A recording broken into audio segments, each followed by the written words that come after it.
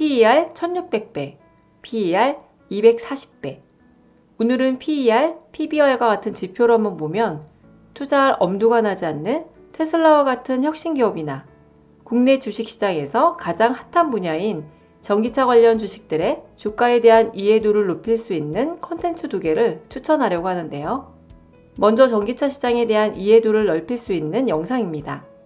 캐즘을 극복하고 인프라를 확장하면 주가는 올라간다라는 제목의 유튜브 영상인데요. 내용을 자세하게 말씀드리는 건 해당 영상에 대한 매너가 아닌 것 같아 간략하게 주된 논지만 말씀드리면 이렇습니다. 세상은 끊임없이 좋은 기술이 태어나지만 모든 기술이 대중화되는 것은 아니다. 구글의 흑역사가 되어버린 구글 글래스나 3D 스캐너는 좋은 기술이지만 대중화되지 못한 기술이다. 모든 기술 혁신이 주식시장에 투영되는 것은 아니다. 왜냐하면 새로 개발된 기술이나 제품이 아무리 훌륭해도 일반인들이 쉽게 사용하기까지는 시간이 걸리고 넘어야 하는 침체기가 있기 때문이다. 우리는 이것을 캐즘이라고 부르며 아무리 뛰어난 기술 혁신도 캐즘을 넘어서야 주식시장에 그 가치가 투영된다. 기술의 시장 침투율 16% 정도가 캐즘이며 캐즘을 넘어가면 그 기술은 대중화가 되고 그에 미치지 못하면 사장된다. 바이러스 발생 이후 화상회의 서비스를 제공하는 줌 비디오 커뮤니케이션이라는 기업의 주가가 실적이 뒷받침되지 않음에도 불구하고 지속적으로 상승한 이유는 화상회의나 비대면 강의와 같은 수요가 증가하면서 줌의 기술이 대중화되었기 때문이라고 설명할 수 있다. 그렇다면 전기차는 대중화될 확률이 높을까? 아니면 캐즘에 빠져 사장될 확률이 높을까? 만약 캐즘을 넘어 대중화된다라고 결론을 내린다면 이제 속도를 봐야 한다. 침투율 단계에 따라 기술 확산의 속도에 차이가 나기 때문이다. 침투율 10% 이전까지는 기술 확산의 속도가 더디고 기술이 성숙할 것인가에 대해서도 의문시되지만 침투율 10%가 넘어서면서부터 속도는 3배 이상 빨라지고 30%가 넘어서면 그 속도는 5배 이상 빨라진다. 하지만 주가 측면에서 주가 상승의 강도가 가장 강한 시기는 캐즘 통과 이전 국면인 침투율 10% 이전까지의 구간이다. 그 이유는 침투율이 낮을 때 경쟁의 강도보다도 시장의 성장 속도가 훨씬 더 빠르기 때문이다. 현재 전기차의 침투율은 4% 정도이며 침투율 16%를 캐즘의 규진으로 삼을 때 3, 4년 후 캐즘을 통과할 것으로 예상된다.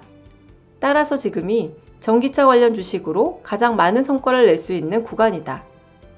다음으로 추천할 컨텐츠는 책입니다. 저자는 테슬라에 집중 투자하고 있는 주식 투자자인데요. 내용을 간략하게 소개하면 이렇습니다.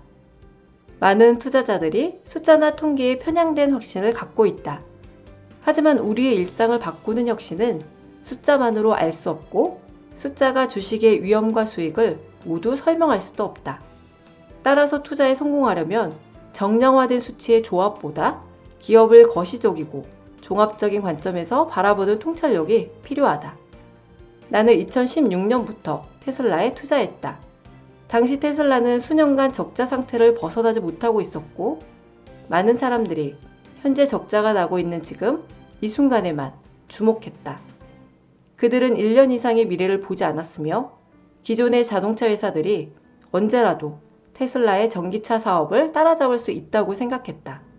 하지만 나는 하드웨어만 집중하던 기존 자동차 기업들에게는 테슬라를 금방 따라갈 수 없는 구조적인 한계가 있다고 생각했다. 나는 테슬라의 주가가 내려갈 때마다 꾸준히 추가 매수했다. 테슬라가 조 단위의 적자에 허덕일 때 언론사와 증권사 애널리스트에게 테슬라는 곧 파산할 기업이었지만 나는 공급을 훨씬 초과하는 수요가 있는 회사에 부도가 달리 없다고 생각했고 비전을 하나씩 실현하는 모습을 보면서 테슬라가 장기적으로 전기차, 자율주행, 에너지 시장에서 선도기업이 될 것임을 확신했기 때문이다. 저는 지난해 5월 테슬라 주식에 투자했고 현재 투자 원금은 5배 불어나 있습니다. 하지만 저보다 테슬라라는 기업에 대한 확신의 크기가 훨씬 컸던 저자는 비교할 수 없을 정도의 수익을 누리고 있는데요.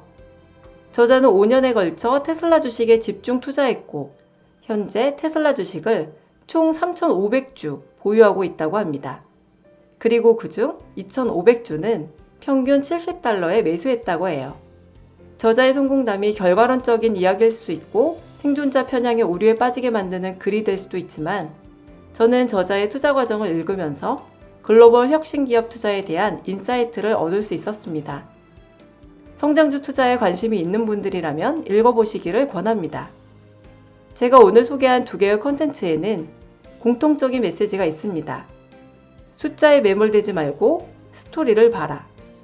테슬라의 주가를 버블이라고 규정한 사람들은 테슬라를 자동차 회사로 보았고 매출 성장률과 영업이익률이 이미 낮을 대로 낮아진 자동차 섹터의 다른 기업들과 비교하며 테슬라는 그들 기업과 비교할 수 없을 정도의 높은 PER에 거래되고 있으므로 주가가 너무 비싸다고 판단했습니다. 하지만 테슬라에 투자한 사람들은 테슬라를 테크 기업으로 분류했고 애플 이후 하드웨어와 소프트웨어 모두에서 우위를 점할 수 있는 거의 유일한 기업이라고 판단했습니다. 테슬라가 파산할 거라고 판단한 사람들은 테슬라의 적자 규모에 주목했지만 테슬라에 투자한 사람들은 테슬라 전기차에 대한 수요와 팬덤, 자동차 시장의 변화와 테슬라라는 기업의 사업 방향, 그리고 일론 머스크라는 CEO가 만들어갈 미래를 주목했습니다. 끊임없이 고평가 논란에 휩싸였던 아마존의 주가를 거품이라고 평가했던 투자자들은 매년 적자를 기록하고 있는 아마존의 영업이익에 주목했습니다. 하지만 아마존의 투자에 수십 배의 가격 상승을 누린 사람들은 영업이익이 나지 않는 것이 아마존의 비즈니스가 나빠서가 아니라 아마존이라는 회사가 이익을 희생하고 대신에 매출을 늘리는 전략을 취했기 때문이라는 것을 이해했습니다. 숫자는 객관적이고 정밀하다는 느낌을 줍니다. 그래서 우리는 숫자에 끌리고 기업을 평가할 때 흔히 같은 섹터에 속한 다른 회사들의 PER 지표 등을 근거로 들며 이 회사의 주가는 너무 비싸라는 식으로 쉽게 단정짓습니다. 하지만 우리가 놓치지 말아야 할 게 있습니다. 숫자가 과거를 정밀하게 보여줄 수는 있지만 미래를 정밀하게 예측할 수는 없다는 거예요.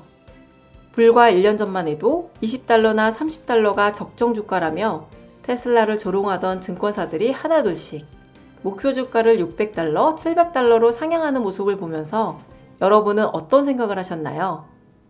세계 최고의 브랜드 파워를 갖추고 있고 항상 안정적인 영업이익을 내는 지금의 애플과 안정적인 사업 모델을 구축한 지금의 아마존에 투자하는 것은 쉽습니다.